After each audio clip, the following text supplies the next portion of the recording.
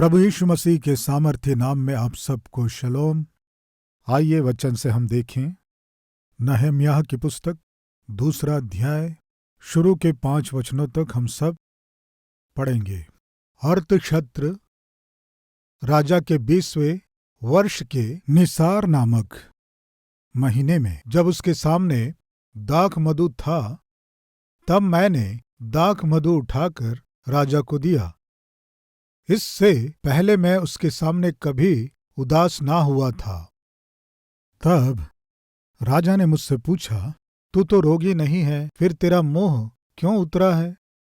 यह तो मन ही की उदासी होगी। तब मैं अत्यंत डर गया। मैंने राजा से कहा, राजा सदा जीवित रहे।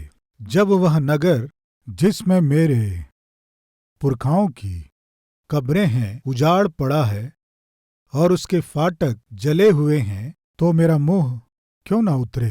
राजा ने मुझसे पूछा, फिर तू क्या मांगता है? तब मैंने स्वर्ग के परमेश्वर से प्रार्थना करके राजा से कहा, यदि राजा को भाए और तू अपने दास से प्रसन्न हो, तो मुझे यहूदा और मेरे पुरखाओं की कब्रों के नगर को भेज, ताकि मैं उसे बनाऊं। प्रियो, यहाँ जो घटना घटी वो मैं आपसे बांट रहा हूं। यरूशलेम नगर पूरी तरह से जला दिया गया था। शहर पनाह गिरा दिए गए। नहम्याह शूशन नाम के गढ़ में नौकरी कर रहा था। अर्थक्षत्र नाम के राजा के शासन काल में उस समय नहम्याह राजा के पास पिलाने हारे के रूप में बहुत ही विश्वासयोग्य कर्मचारी था। नहम्याह सरकारी नौकरी करता था। एक बार उसके पास उसके भाई आए। आकर क्या बताए देखेंगे। पहला अध्याय। हकल्याह के पुत्र नहम्याह के वचन। 20वें वर्ष के किस्लेव नामक महीने में जब मैं शूशन नामक राजगढ़ में रहता था, तब हनानी नामक मेरा एक भाई और यहूदा से आए हुए कई एक पुरुष आए। तब मैंने उनसे उन बचे हुए यहूदियों के विषय जो बंधुआई से छूट गए थे और यरूशलेम के विषय में पूछा।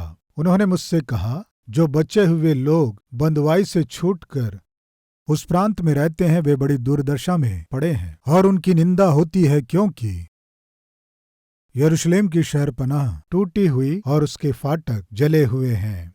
उसका भाई हनानी और उसके साथ कुछ पुरुष शूशन नाम के गढ़ में नहम्याह जब नौकरी कर रहा था, वे यरूशलेम से नहम्याह के पास आए।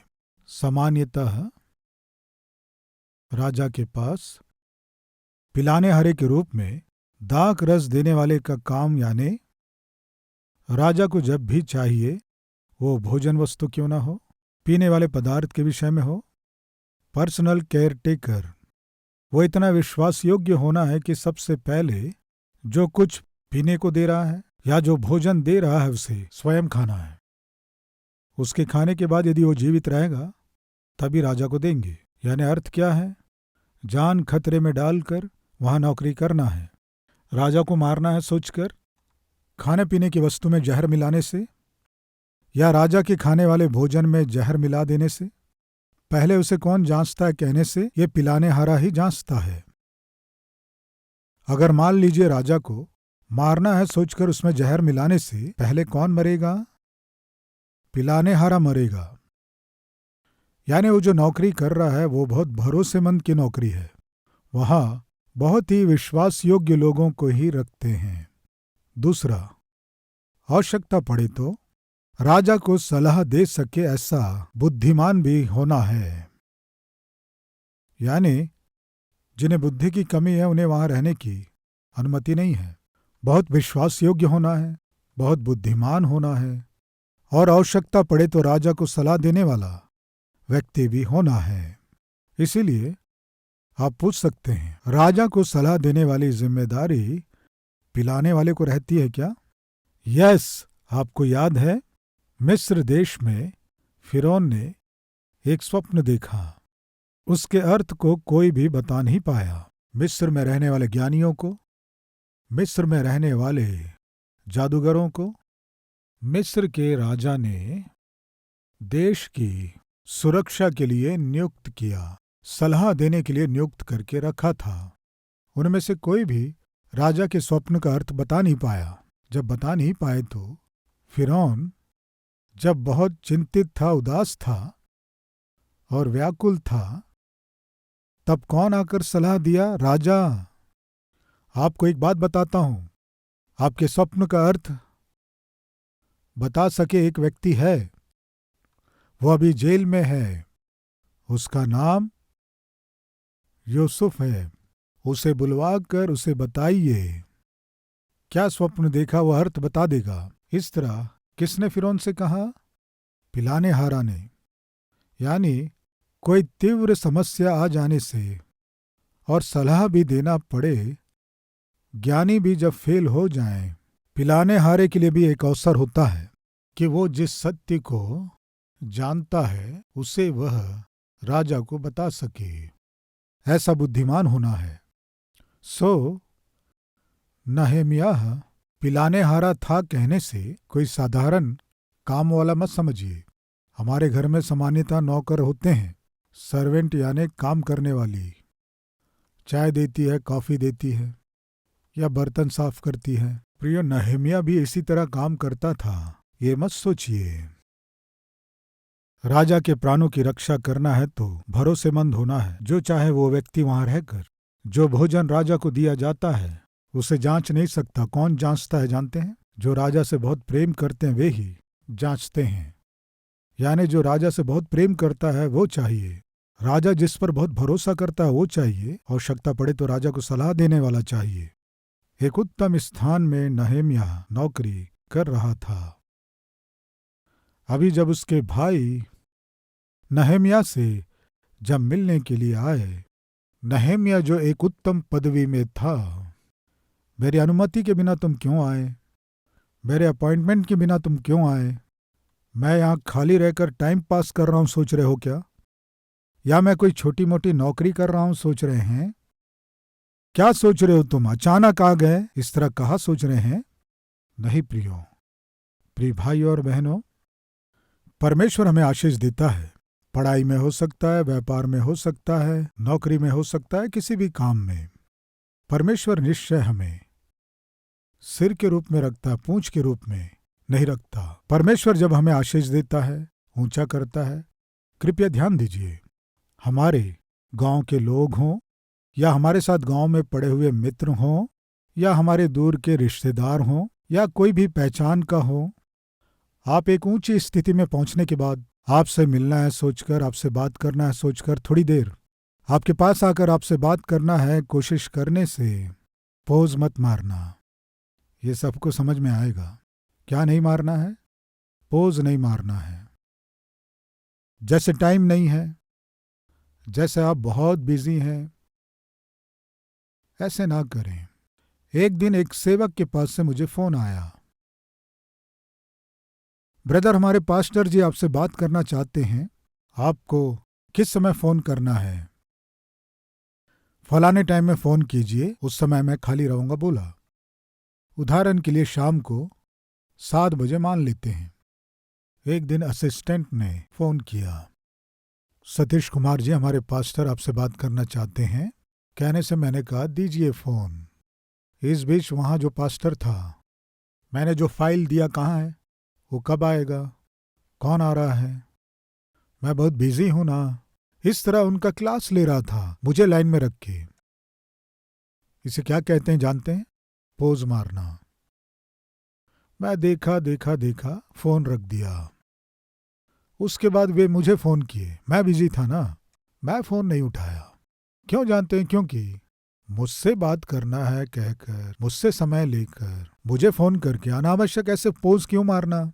कुछ लोगों की आदत है पोज मारने की। वो भी सेवा में भी अच्छी बात नहीं है। प्रिय भाइयों बहनों, परमेश्वर आपको ऊंचा करना है, सफलता देना है, इस तरह आशा कर रहे हैं, तो आप में जो रहना है अति महत्वपूर्ण स्वभाव क्या है जानते हैं? दीनता, नम्रता का स्वभाव। नहम्याह बहुत बिजी था। देश में सुबह से शाम तक राजा के साथ रहता है। ऐसी ऊंची नौकरी को जब वो कर रहा था, अचानक उसके भाई आ गए। अब उस समय ऐसे सेलफोन नहीं थे ना, फोन करके कब आऊं, खाली रहोगे, या किस समय तुम खाली रहोगे पूछने के लिए, या कोई मैसेज देने के लिए, सब नहीं थे ना। वे अपने देश से दूसरे देश गए थे, अचानक प्रकट हो गए। नहम्याह की प्रतिक्रिया क्या है देखिए। जो अचानक आ गए अपने लोगों को देखकर, तुम बिना बताए क्यों आए? थोड़ा पहले पत्र लिख सकते थे ना, या खबर भेजना था हम आ रहे हैं, अचानक कैसे आ गए? नहीं कहा प्रियो। नहम्याह बहुत अपनेपन से, बहुत ही प्रेम से बात किया जानते हैं। हमारे लोग सब अच्छे हैं। उसका जो कनेक्शन था उसके अनुसार वो अपने रिश्तेदारों का हाल चाल पूछा होगा। वे लोग कैसे हैं, ये लोग कैसे हैं, अच्छे हैं, अच्छे हैं, अच्छे हैं। प्रिय भाइयों और बहनों, अच्छे हैं ये शब्द बहुत छोटा है, लेकिन बहुत सामर्थी है। आप जानते हैं, कोई भी हो जिन्हें हम जानते हैं, हमारे सामने आए मुस्कुराते हुए, आप अच्छे हैं बोलिए, वे बहुत खुश हो जाएंगे।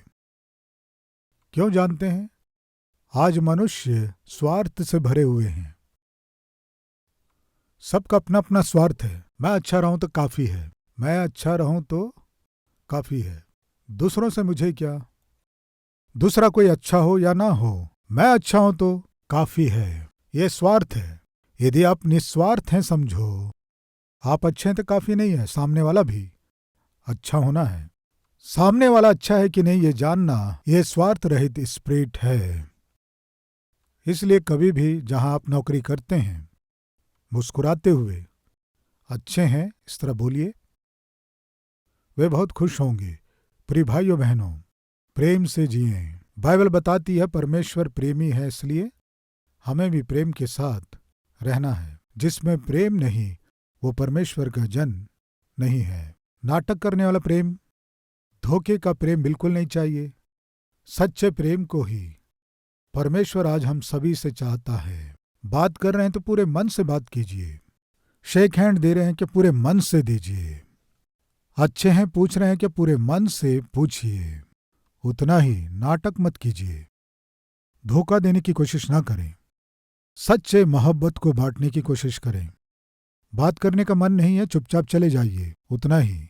अंदर क्रोध को रखकर, अंदर द्वेष को रखकर, अंदर ईर्ष्या को रखकर, और ऊपर से प्रेज़ द लॉर्ड ब्रदर अच्छे हैं, अरे दुष्ट। अंदर तो अलग रूप है, अंदर तो क्रोध है, अंदर तो ईर्ष्या है, अंदर तो द्वेष है, और ऊपर से परमेश्वर का धन्यवाद हो। गलत है ये नाटकबाजी।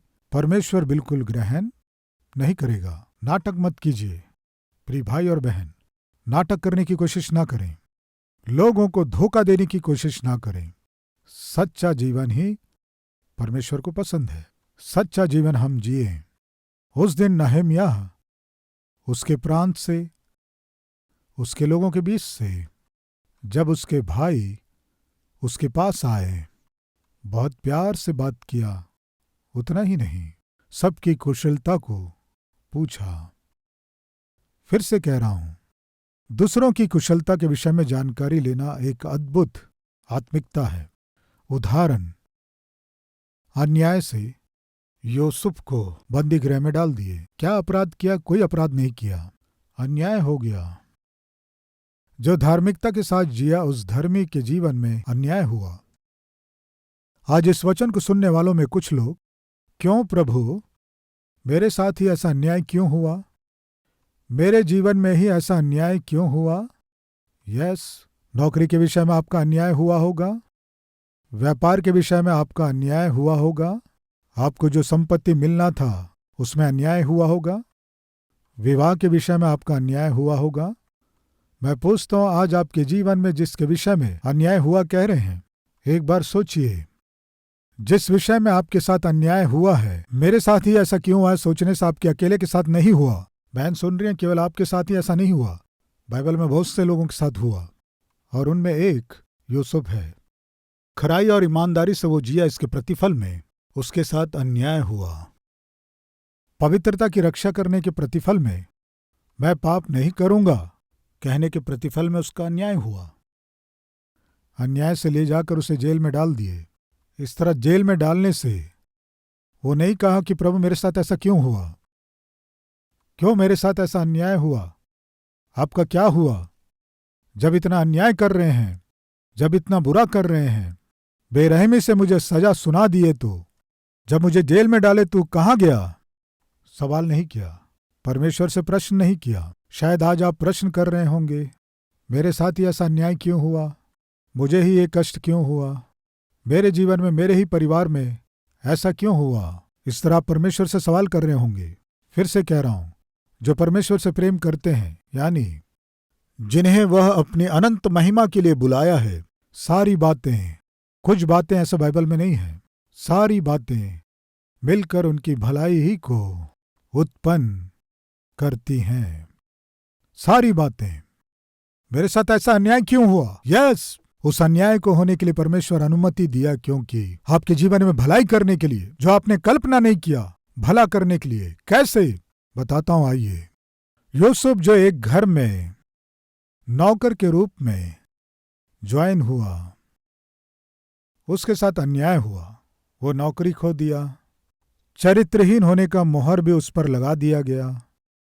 उसने जो गलती नहीं किया, उसे जेल में डाल दिए। बंदीगृह में यूसुफ रोता हुआ बैठा नहीं रहा, क्यों मेरा जीवन ऐसा हो गया, क्यों मेरा जीवन ऐसा हो गया, क्यों मेरा जीवन ऐसा हुआ, क्यों मेरे ही साथ ऐसा हुआ, मेरे ही जीवन में ऐसा क्यों हुआ, मेरे परमेश्वर का क्या हुआ।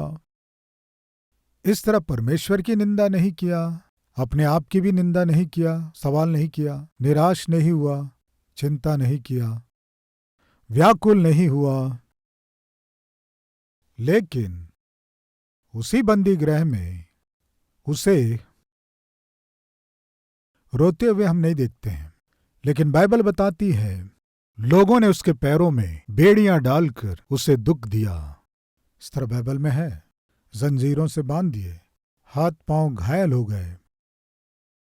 परमेश्वर अनुमति दिया, अन्याय हुआ, परमेश्वर अनुमति दिया, लेकिन बाइबल बताती है क्या वो जब बंदीगृह में था, यूसुफ के साथ कौन था?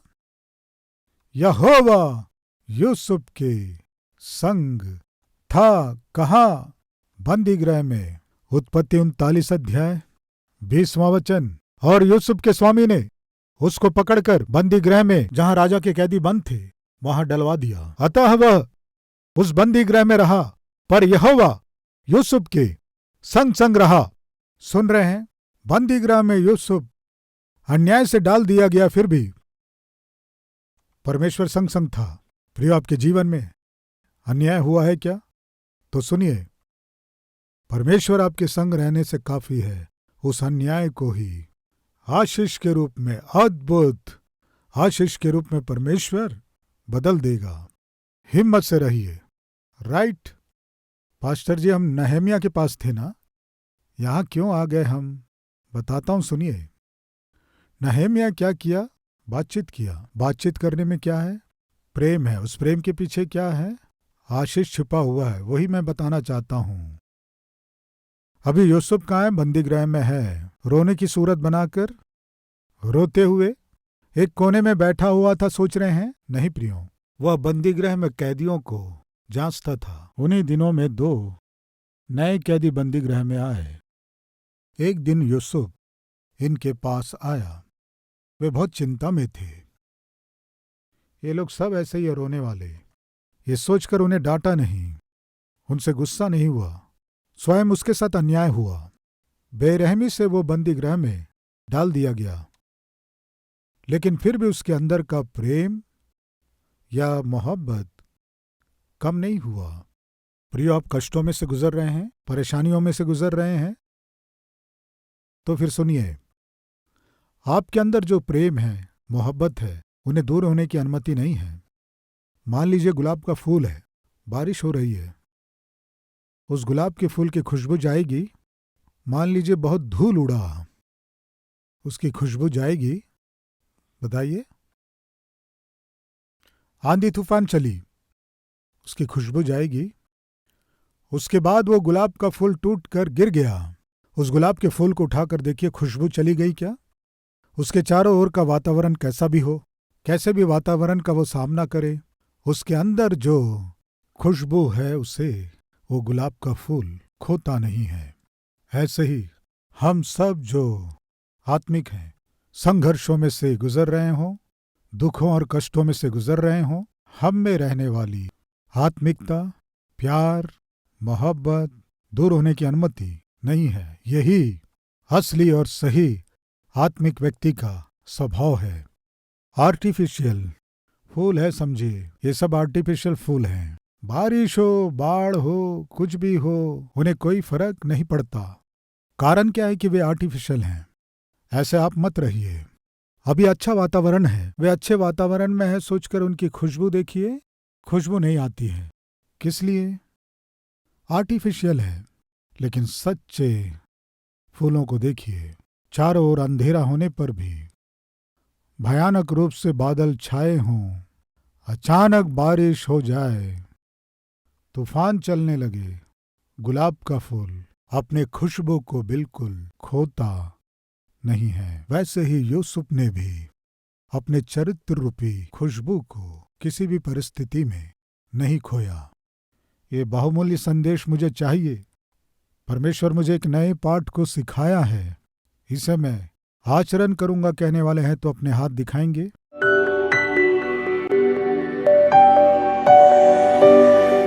महान पवित्र प्रेमी परमेश्वर पिता उस दिन नहम्याह के पास जब उसके भाई, उसके रिश्तेदार आए, वो अपनी पदवी के कारण और उसके अधिकार के कारण जो आए थे उन्हें छोटी नजर से नहीं देखा, घृणा नहीं किया, गुस्सा नहीं हुआ।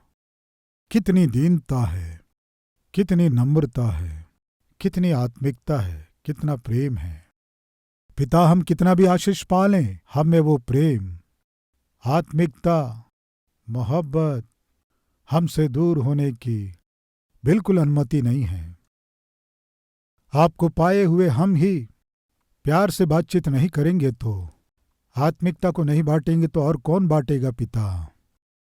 इसलिए हमारे हृदय से स्वार्थ को निकाल दीजिए, घमंड को निकाल दीजिए, हमारे हृदय को चंगा कीजिए।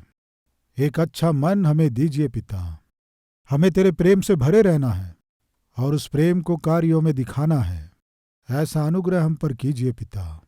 दूसरों की सुधि लेने के द्वारा ही एक नौकर प्रधानमंत्री बन गया, दूसरे की सुधि लेना ही एक पिलाने हारे को देश पर शासन करने वाला गवर्नर बना दिया। पिता, हमारे हृदय प्रेम से भरे रहेंगे तो पिता, उस प्रेम भरे जीवन के पीछे गुप्त आशीषों को तूने हमारे लिए रखा है, जिसके लिए हम धन्यवाद करते हैं। और भी अधिक हम दूसरों से प्रेम कर सकें। हमारे जीवन को पिता अद्भुत रूप से अभिषेक कीजिए। हम प्रेम कर सकें, अभिषेक कीजिए। हम दया कर सकें, अभिषेक कीजिए। हम तरस खा सकें, अभिषेक कीजिए। हम में अच्छापन हो सके, अभिषेक कीजिए। हमारा हृदय स्वार्थ रहित हो सके, अभिषेक कीजिए। हमारा हृदय पिघल सके, हमें अभिषेक कीजिए। उस प्रेम को हम दुनिया को दिखा सकें, ऐसा मन हमें दीजिए। बोए गए इस वचन को कार्यों में दिखा सकें, सहायता कीजिए। यीशु के नाम से मांगते हैं पिता, आमीन। हमारा पता Calvary, post box number 30, Kukatpally, Hyderabad 72।